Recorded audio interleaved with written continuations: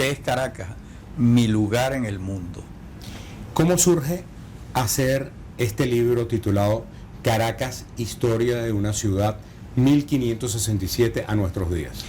Surge por tres motivos. Uno, desde 1980 no se publicaba una historia de Caracas. La anterior es de la doctora Hermila Troconis de Veracoechea, pero además la historia de ella terminaba en 1945, o sea que ya tenía prácticamente 80 años sin haberse historiado.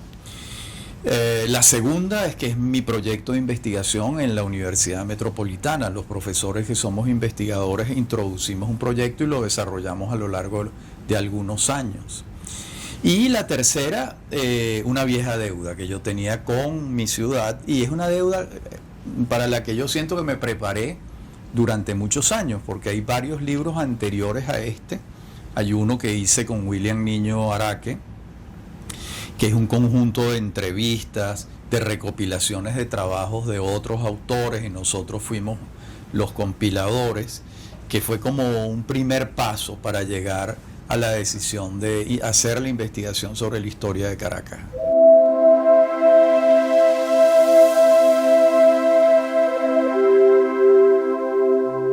Yo creo que la ciudad la construyen el Estado, los empresarios, los obreros, los técnicos, los ingenieros y la gente de manera espontánea, porque hay una ciudad formal que es de la que se habla en el libro, que son las urbanizaciones, las autopistas, las avenidas, y hay una ciudad espontánea que en el libro no es posible historiarla porque es otra historia. Y yo remito a Cava, que es el proyecto de Elisa Silva, que es un trabajo extraordinario sobre las construcciones espontáneas en el Valle de Caracas. Y un aspecto fundamental es el de los urbanizadores, el rol que tuvieron empresarios en impulsar a la ciudad. Los empresarios, ¿cómo operó esto? Iban comprando haciendas, las urbanizaban, hacían el trazado de las calles, las avenidas, hacían las parcelas y construían muchas veces las casas, porque la ley de crédito hipotecario es de 1958. Anteriormente a eso no existía un estímulo legal similar a ese. Tú ibas a comprar una casa y tú no podías ir a un banco para que te diera un crédito para comprar la casa con una hipoteca sobre la casa. Eso no existía. Entonces, ¿quién te daba el crédito? Juan Bernardo Arismendi o Luis Roche, que habían construido las casas y te las vendían ellos a crédito directamente. O sea que son verdaderamente unos titanes, porque... Y así creció buena parte de lo que hoy es Caracas, más allá de la cuadrícula fundacional. Sí, fíjate que Roche y Arismendi compran la Hacienda del Conde y urbanizan San Agustín del Norte, San Agustín del Sur y El Conde. Después Arismendi compra la Hacienda Valle Abajo y urbaniza y hace Los Rosales. Después Roche y él urbanizan la Florida, Los Caobos, y después Luis Roche urbaniza Altamira. Todo eso eran empresas en las que se daban dos situaciones: o ellos construían la casa como constructores y te la vendían a crédito a ti, o te vendían el terreno y tú construías la casa por tu cuenta, con tu bolsillo, digámoslo de esa manera. ¿Qué características tenían estos empresarios en común? Venían de soñadores. Eran soñadores. Mira, Arismendi... Tú has recogido el relato de lo que fue la electricidad de Caracas, de Ricardo Zuluaga. Sí. ¿Podría decirse que todas estas personas tenían ese sentido soñador? Totalmente. Mira, Arismendi era farmacéutico, un farmacéutico de la Universidad Central de Venezuela que tenía una farmacia en el centro de Caracas.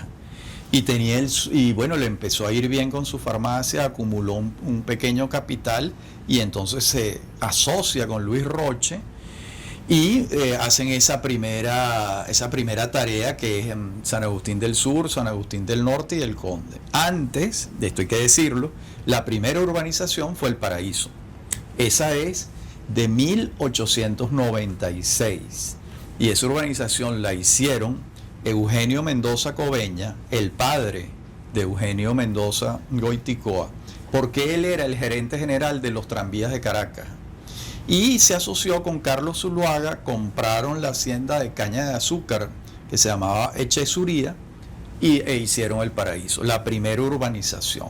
En los relatos que uno se consigue usualmente cortos sobre la ciudad, se pone mucho énfasis en los cambios que se dieron en el siglo XIX en Caracas con Guzmán Blanco, sí, el famoso afrancesamiento, o ya en la dictadura de Pérez Jiménez, sí, con todo este cambio urbanístico. ¿Te parece que es una visión exacta o un poco miope centrarlo en esos dos personajes? No, yo creo que está bien. Es decir, Guzmán Blanco es la primera renovación urbana de Caracas. O sea, estás hablando del Palacio Federal Legislativo, estás hablando de los bulevares, los acueductos, el templo masónico, el Parque El Calvario. O sea, son muchos hechos de la vieja Caracas.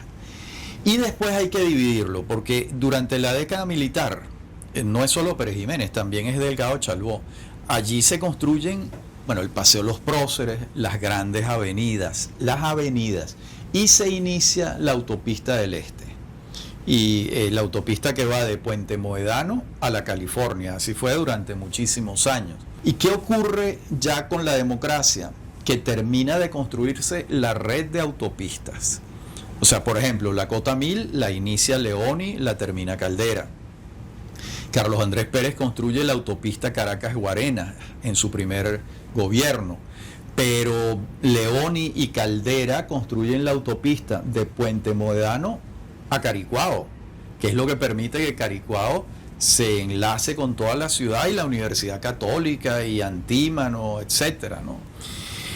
Y durante el gobierno de Betancur se culmina la autopista Caracas-Valencia, la autopista Valle-Coche. Durante el gobierno de Betancur se construye el distribuidor El Pulpo. Durante el gobierno de Leoni, el distribuidor La Araña.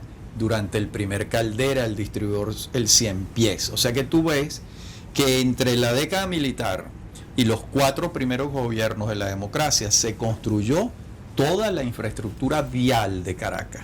Ya cuando llega Luis Herrera, que está todo construido, se dedica al metro, que es la ciudad subterránea. ¿Qué elemento ha tenido el metro para la ciudad de Caracas? Extraordinario, porque primero creó la ciudad subterránea y la ciudad peatonal.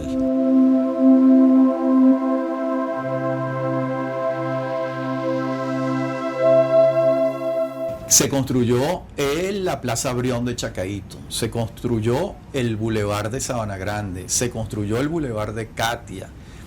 Y y comenzó la cultura metro de Caracas, que nosotros la vivimos, que era que cuando tú bajabas a las estaciones del metro había silencio, limpieza, orden, era casi una actitud mística que tenían los venezolanos en el subterráneo, de modo que trajo muchos cambios y creo yo que democratizó la ciudad. Tradicionalmente ha sido el Ávila el que marca el símbolo de Caracas, sí, pero a su vez hay construcciones que también son simbólicas y siempre pues se ha utilizado las 2 Torres del Silencio, el Centro Simón Bolívar. Claro. ¿Qué otros símbolos ves tú que marcan a Caracas? El Hotel Humboldt, ese es un gran símbolo de Caracas.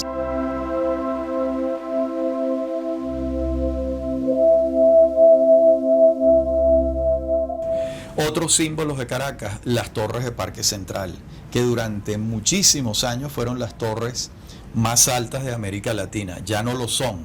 El Palacio Federal Legislativo creo yo que es un símbolo importante, ha sido el escenario del poder en Caracas y en Venezuela en líneas generales, ¿no? ¿Hacia dónde va Caracas? Bueno, yo creo que Caracas no va a continuar creciendo demasiado, que es ya una ciudad pequeña como capital de América Latina.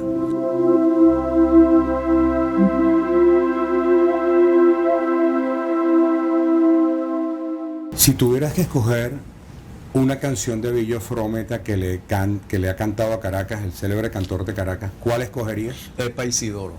¿Por qué? Oye, porque da cuenta de esa vieja Caracas que queda en la nostalgia de nuestros abuelos, etcétera.